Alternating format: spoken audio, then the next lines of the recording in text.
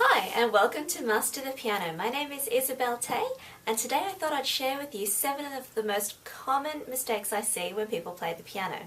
I've been teaching for about 10 years now and it seems to be the same 7 things that stop people from really enjoying music and from fulfilling what they really want to do. So I thought I'd start off with number 7 and work my way to the top. So the 7th most common mistake I see is that people don't really expose themselves to different kinds of music. If you want to be a good pianist or a good musician in general, you have to be able to listen to different kinds of music, or at least listen to your piece being played by other people so you get a better idea of how they approach the piece. With things like YouTube so easily available now because of the internet, you can really get in tune with how other people approach music, and that will help you become a better musician and a better pianist. So that's my number 7 tip. Be exposed to more music. So watch it, listen to it, go to shows and concerts, and I hope you have a good time there. The number 6 most common mistake that I see is a lack of coordination. Now that's completely natural. That's normal. Most of us are dominant in the one hand, so I'm right hand dominant, and that means a lot of the time when I play the piano, my right hand will come across as slightly stronger. Now this is fine because a lot of the time the melody is in the right hand, but sometimes it isn't, and we also need our left hand to be able to keep up. So coordination between the hands is incredibly important. You can work on that by practicing scales, arpeggios, broken chords, or even working on left hand or whatever your weaker hand is by just playing songs with your left hand first or your weaker hand first. So you give that less dominant hand more of a chance to practice and to become stronger. Okay, so that's number 6.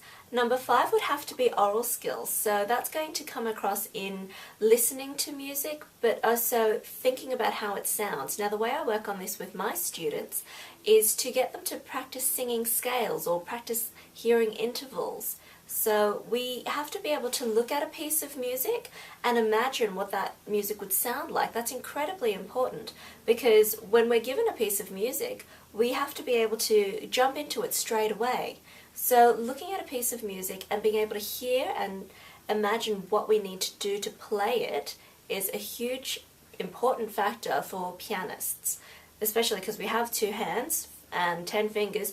We have a lot more to do than just, say, a violinist. Not that violinists don't do a lot of work, they do, but they don't have all 10 fingers going sometimes at the one time. So oral work is important. It helps you to listen to the music carefully and helps you prepare yourself well.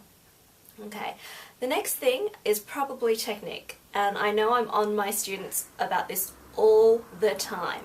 You cannot focus enough on technique, and that's not just scales and finger work, but also how you sit at the piano, your postures. So when you sit at the piano, you should always be comfortable. You should be well balanced. Your back should be straight. Your arms should be well supported. Your fingers should be balanced on the tips.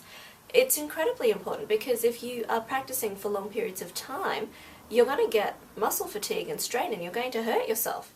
Nobody should hurt themselves playing the piano. It's not meant to be a dangerous occupation. So watch your technique. Practice fingering skills as well. So that means turning your thumb underneath as you go up and down your scales. The last thing an audience wants to hear is a beautiful piece of music that stops halfway through because the pianist isn't well aware of their fingering, and so that stops the flow of the music. You want to be able to hear the music and not the technique, not the work behind it.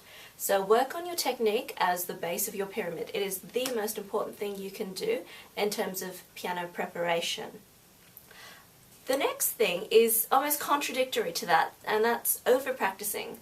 I see this a lot in my students who are preparing for exams. The number 3 worst mistake you can ever make is over-practicing, and that's where you just sit down at the piano and you practice and you practice and you practice by rote. You're not going to learn anything. You're not going to achieve anything. You have to take a step back, know when enough is enough. If you're not getting anywhere with a piece of music, stop. Take a break. Go to something easier. Go to something more fun. Go to something you've learnt before. And then try again the next day. So be careful with over-practicing. Number 2, the number 2 most common mistake I see a lot in my students is not being able to listen to themselves.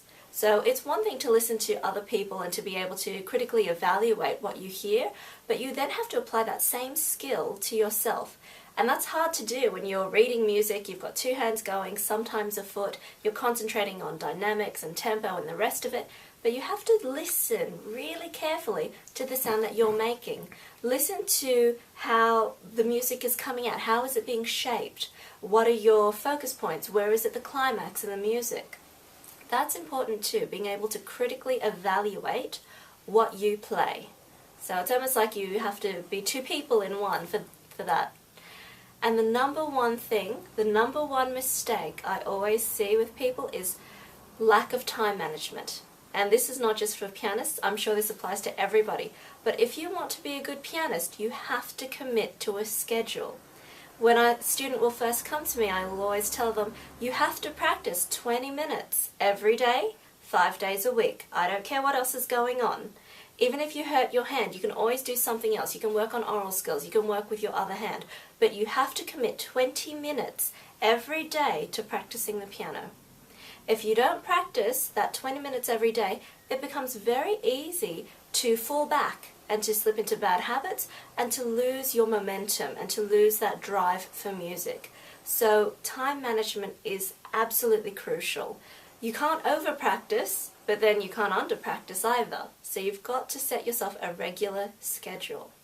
So those are my 7 tips, or my 7 most common mistakes that I see in my students. I hope you can learn something from that and try and avoid these mistakes, and hopefully you'll enjoy music so much more. Thank you, and I'll see you soon. Bye!